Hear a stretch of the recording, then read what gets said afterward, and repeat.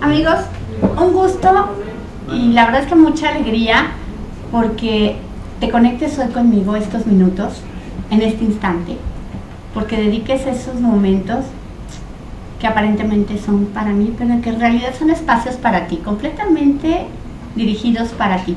Y empezamos un mes de fiesta, pero no es un mes de fiesta, yo les digo que siempre la fiesta es todos los días, y además tengo un gran invitado que el día de hoy viene a compartirnos parte de cosas para conocer, para interesarte, para poderte rodear de mejores gustos, y es un gusto tener el día de hoy aquí en el estudio a José Luis Umaña. Hola. Muchísimas gracias. No, hombre, al contrario, mil gracias por la invitación, yo encantado de la vida. No, y además con un tema muy interesante, porque yo creo que el consumo de vino en nuestro país ha ido creciendo, simplemente también en gente joven, no solamente los que tenemos más ya de 40 años, y él viene a compartirnos, es un experto en el tema, un poco sobre cómo estamos en México. ¿Consumimos mucho o creemos que sí ha crecido el consumo? Pues es una pregunta muy interesante. ¿Cuánto vino consumimos en México? México es un país que consuma mucho vino. La respuesta es desafortunadamente no. Por ejemplo, Italia está alrededor de los 50 litros por habitante al año. O sea, cada persona se toma 50 litros al Exactamente, año. O sea, más o menos una botella a la semana, un poquito más de una botella, 750 mililitros a la semana, ¿no? Entonces, es un país consumidor de vino. Es el de los primeros en consumir. Exactamente. Y nosotros consumimos apenas alrededor de 750 mililitros por habitante al año. Sí, no llegamos ni a un litro. Okay. Lo triste es eso. La buena noticia para quienes nos dedicamos al mundo del vino es que esa cantidad se duplicó en los últimos 6-7 años. Okay. O sea que hoy la industria vitivinícola en México está resurgiendo.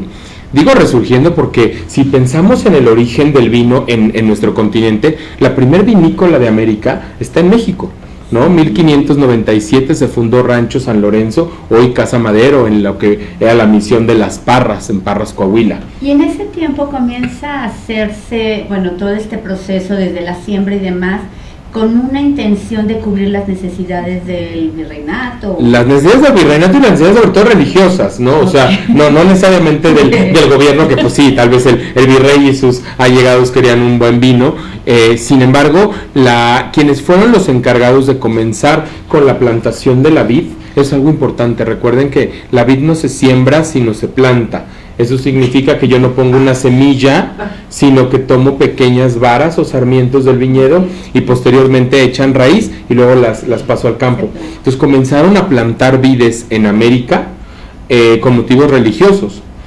Algunas partes de nuestro territorio nacional resultaron tan buenas. México es tan grande, tan variado, con tantos microclimas, que nos permite hoy la elaboración de vino en Querétaro, en Aguascalientes, en Zacatecas, en Coahuila, en Guanajuato y en Baja California. De pronto tenemos experimentos interesantes en Chihuahua, por ejemplo, que comenzaron que están floreciendo, sí. El estado que produce más uvas en este país es Sonora, pero no son uvas para vino, sino son uvas de mesa. Okay. O sea, entonces la producción de vid y de vid para vino hoy está presente en muchos estados. Se hace vino de muy buena calidad y estamos al final de todo, pues ofreciéndole al cliente cada vez mejores opciones en cualquiera de estos estados en los que se produce vino, como platicábamos, y pues la idea es comunicarlo, y ese es trabajo de nosotros como sommeliers, como un producto sano, como un producto que contribuye con la buena salud de las personas. Una copa de vino tinto al día nos ayuda en temas de digestión, de colesterol, con el corazón. Incluso está demostrado mediante estudios clínicos en Journal of Cardiology, 2 copas diarias es una de las formas de prevenir un infarto al miocardio. Por supuesto, por supuesto. ¿No? Y quiero aquí, por ejemplo, romper un poco un paradigma. Mucha gente dice, es que yo tomo vino tinto y me duele la cabeza. Eso es prácticamente imposible. Y la pregunta sería, ¿qué vino estás tomando? Porque la uva en sí misma, pues a menos que hubiera cierta intolerancia o cierta alergia a la fruta, ¿no? Y el alcohol, pues entonces si te produce cierta jaqueca el vino, pues también cualquier destilado, cualquier cerveza. Yo quisiera aclarar algo porque es una duda personal. ¿Tiene que ver con los sulfitos? Exactamente, exactamente. Para producir vino, en palabras muy burdas y muy sencillo, muy básico, yo quiero que la uva fervente no se pudra. ¿Qué hago para evitarle que se pudra la fruta? Coloco anhídrido sulfuroso o sulfitos, que se puede colocar desde el viñedo, durante la cosecha o la vendimia, cuando entra a la producción, y todo vino se sulfita, el mejor vino del mundo tiene anhídrido sulfuroso. Para mantener la fermentación, sí que... Para mantener la fruta, es que es un bactericida, es un conservador. Aquí la pregunta es, ¿qué tanto sulfito estás agregando? No, todo el vino lleva sulfito, sin embargo, en una cantidad moderada, hace que cumpla su trabajo el anhídrido sulfuroso y no te duela la cabeza. Okay. Vamos, si tú te pones una borrachera impresionante con un vino muy económico, al día siguiente te vas a querer arrancar la cabeza, pero no porque el vino no porque la uva haya estado mal o bien, sino porque tiene una cantidad de químicos que alteran de alguna manera nuestro organismo, ¿no? O al otro día no te acuerdas de la mitad de la fiesta, ¿no? Bueno, también. ¿Cuáles son las casas más representativas en cuestión de volumen de producción? Porque vamos a hablar después también de cuáles casas están haciendo producciones exclusivamente que se exportan, ni siquiera se consumen en nuestro país. Sí, pues hay de todo, hay que, para hablar de casas productoras en México, tendríamos que hablar por diferentes maneras de clasificarlas, ¿no? Existen las grandes, clásicas, las bodegas clásicas, ¿no? Casa Madero, por supuesto, en Parras, Coahuila, L.A. Cheto en el Valle de Guadalupe, Santo Tomás en el Valle de Santo Tomás, igualmente cerca de Ensenada, que son las casas Montechanic, son las casas grandes que tienen una producción interesante y muy grande. Después tendríamos que hablar, por ejemplo, de proyectos boutique, pequeñas vinícolas que tienen una producción muy limitada. Como más artesanal, más... Exacto, y mucho más, pues más pequeña la producción, por ende tal vez un poco más cuidada, ¿no? Tenemos vinícolas que están surgiendo de proyectos emprendedores, ¿no? O de gente que está estudiando para hacer su vino y se lo vinifica a alguien más y lo distribuye. Sí, aquí, amigos, es importante conocer esta parte porque sobre todo si tú estás comenzando o consumes frecuentemente vinos, es que reconozcas muchas de las marcas y de la variedad que existe para que comiences a generar un consumo de bebidas nacionales, porque tenemos en verdad tanto cepas, combinaciones, marcas de verdad espectaculares, y es parte de la idea no solamente compartir con un experto, sino también que comiences a reconocer cuáles son tus gustos, porque puede ser que en alguna ocasión hayas probado una cepa muy astringente, que desde ahí, bueno, no te quedaron ganas de volverlo a probar, ¿no? Y que hay una variedad amplísima en vinos. Por supuesto, es ir buscando qué es lo que te gusta. No todo el vino te tiene que gustar. No que un vino sea un vino español carísimo de una región interesantísima en La Rioja, no necesariamente te tiene que gustar. O sea, el mejor vino es aquel que tu paladar, que tu paladar le parece agradable.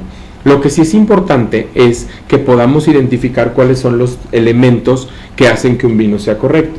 Entonces, si quieres te platico, tenemos servido un vino tinto, y entonces lo primero que tendríamos que hacer para saber que el vino es correcto, no te puedo decir, y te va a gustar, porque es una cuestión de paladar, te puede gustar, te puede no gustar. ¿Cuáles son los elementos que yo debo conocer como consumidor promedio para saber que el vino es correcto? Entonces, lo primero que tenemos que hacer es observarlo sobre un fondo blanco, de preferencia, la mesa nos puede ayudar.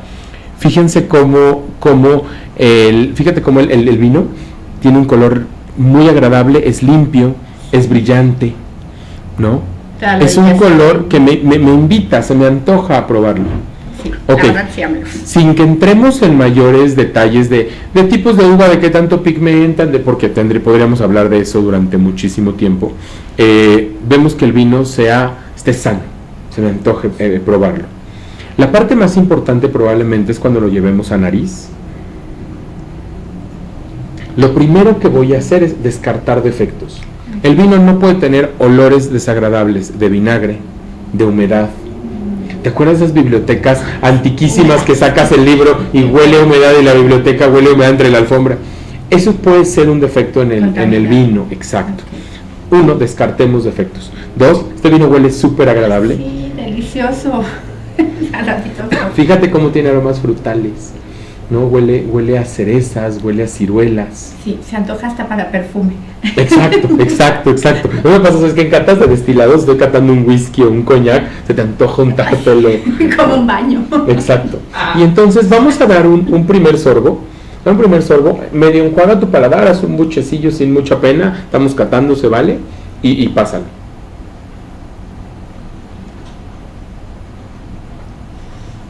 Vamos a dar un segundo sorbo. Y vamos como lo que te decían que no hicieras de chiquito de sorber la sopa. Sí.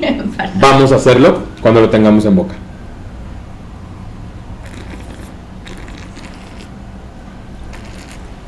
Le estás oxigenando un poco más.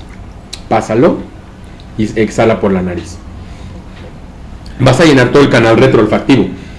Y entonces, no te puedo decir que te guste o no te guste, pero ¿qué elementos son para ser correcto? En vista fue agradable, en nariz fue agradable, en boca. Punto 1. Estás salivando ahorita. Ay, sí, delicioso. Tiene que ser ácido. La acidez es la columna vertebral del vino. Si quieren lo llamamos frescura, para que la acidez no sea como que acidez es algo negativo. Pero eso lo hace un buen digestivo, ¿no? Hace que el vino nos ayude a la digestión y acompañe los alimentos. Después te raspa un poquito los labios, los dientes, la lengua. Esa es la astringencia. Eso hace que el vino tinto pueda acompañar alimentos un poco más complejos, porque tiene astringencia. Esta primera parte será como la prueba. Exactamente. Para descartar contaminación o defectos del vino. Exacto. Y ver que es... Y te ponen un chorrito y el mesero te... Y tú sufres un momento de nervios porque no sabes qué decir, pero tienes la copa enfrente y tus invitados te están viendo. Y siempre dicen todos. Y siempre dices, oh, sí, sírvalo. Pero no percibes. Exacto. Nada. ¿Qué podemos hacer en breves pasos? Limpio, brillante, sí, se ve bonito, se ve sano, se me antoja probarlo, listo. Que nunca tenga huellas de corcho. Exacto, que no tenga pedazos de corcho, que no esté como con una nata encima, que no tenga, o sea, que no esté velado, que no esté turbio. Lo llevo a nariz. En las catas de los sommeliers platicamos todos los aromas que encontramos. Yo estoy en el restaurante, tengo 2 segundos para decirlo. ¿A qué debe oler? A rico, a vino, a fruta, a que se me antoje. ¿No? Huele bien, descarté olores de defecto. Huele humedad, lo regreso. Exacto. Hasta que lo pruebas. Sí vale la pena probarlo, aunque la nariz pueda ser una parte importante. Lo probamos. Siempre primer sorbo, enjuago la boca, no le hago caso. Segundo sorbo. Seguimos probando. Lo paso, exhalo por la nariz y pienso en un cuadrado. Acidez, rica. Cuerpo, sí pasó por mi boca. Agradable. Alcohol, sí, no Sí, es un sí, destilado, sí. pero existe, claro, debe tener alcohol. Acidez, estoy salivando agradablemente. Cuerpo, alcohol, acidez, astringencia, en armonía. Muchas gracias, señora. Adelante, el vino es correcto. Sí, no, ¿sabes? sácame la otra. Exacto. ¿Por qué se decanta? Bueno, aquí hay dos elementos importantes. De la botella lo paso a otro contenedor, a un decantador. Pero tengo dos razones principales. Una es un vino que yo sé que oxigenándolo va a respirar. Dice, lo descorcho y lo dejamos respirar. No, mejor trasváselo. Trasvasarlo es pasarlo de la botella al decantador. Así despierto los aromas, que es lo que haríamos si estuviéramos rotando la copa, nada más que de una manera más rápida. Despierto aromas y te ofrezco un producto que va a ser mucho más franco, mucho más agradable en nariz y en boca. O decantar. Si decantar significa separar sólidos de líquidos, cuando se hizo el vino tinto, se dejó en contacto la cascarita o el ollejo de la uva con el jugo, y eso fue lo que le dio taninos, que le dan astringencia, y antocianos, que le dan color. Pero así como se los dio, se los puede ir quitando a lo largo de los años. Si tengo un vino muy longevo, que sé que va a estar bien, o creo que va a estar bien, lo más probable es que tenga sedimentos. Entonces lo descorcho con posición horizontal a la botella, apoyado a veces en estas canastitas, para que no se mezcle, ¿no? Y una vez que abro la botella, quito completamente la cápsula y sirvo el vino en un decantador con la ayuda de una fuente de luz, que normalmente es una vela, y cuando veo que están llegando los sedimentos al cuerpo de la botella, la enderezo. La botella se va a sacar con un poco de vino con sedimentos, y en el decantador voy a tener el vino limpio. O sea, ahí lo que hice fue separar los sedimentos, que no pasa nada si no los tomamos, pero no se ven agradables, ¿no? Sí. Ok. Esa es la diferencia entre una y otra. Aprendiendo más para la selección. ¿Alguna persona que, por ejemplo, vaya a tener una primera experiencia que no le fue tan grato, qué les recomendarías? ¿Probar otro tipo de cepas? lo más probable, si no tuvieron una experiencia muy grata, es que haya sido un vino altamente astringente. Un vino que sentían que podían masticar, que lo sentían muy agresivo al paladar y que no sé ni cómo tomármelo ni con qué acompañarlo. ¿Qué les recomiendo? Intenten con un rosado, intenten con un blanco. Mucha gente dice el mejor blanco es un tinto, lo cual es un mito y hacer un buen vino blanco es un arte y pueden encontrar extraordinarios blancos, extraordinarios rosados. Hay muchos mexicanos, ¿no? Por supuesto. No, y el vino rosado además, digo, nos daría para una plática entera, invítame otro día si quiero con gusto. La comida mexicana marida perfectamente con vino rosado, porque tiene la frescura, la acidez de un blanco con estos aromas o matices aromáticos de un tinto. Entonces lo hace más complejo que un blanco, pero más sencillo que un tinto, e ideal para cortar grasa de platos como un panucho, cochinita pibil, mole, probablemente mole. ¿Sabes con qué? El chile en nogada maría deliciosamente con un buen rosado seco, ¿no? entonces el rosado, que es una categoría difícil y pobres vinos rosados hay que trabajarlos un montón para que porque están como medios, están estigmatizados, ¿no? ¿Qué te parece? En el siguiente segmento platicamos de los rosados, los blancos y la selección que puedes tener para estas fiestas. Claro que sí. Claro, bueno, entonces amigos, no se vayan, quédense en el siguiente segmento, vamos a platicar un poco de los rosados, porque es una excelente opción ahora para las cenas de fin de año. Si no estás acostumbrada a tomar mucho vino tinto, o has tenido malas experiencias, o te duermes, o se te olvida a la mitad de la fiesta, es una buena opción. Quédate para el siguiente segmento, muchísimas gracias. Gracias.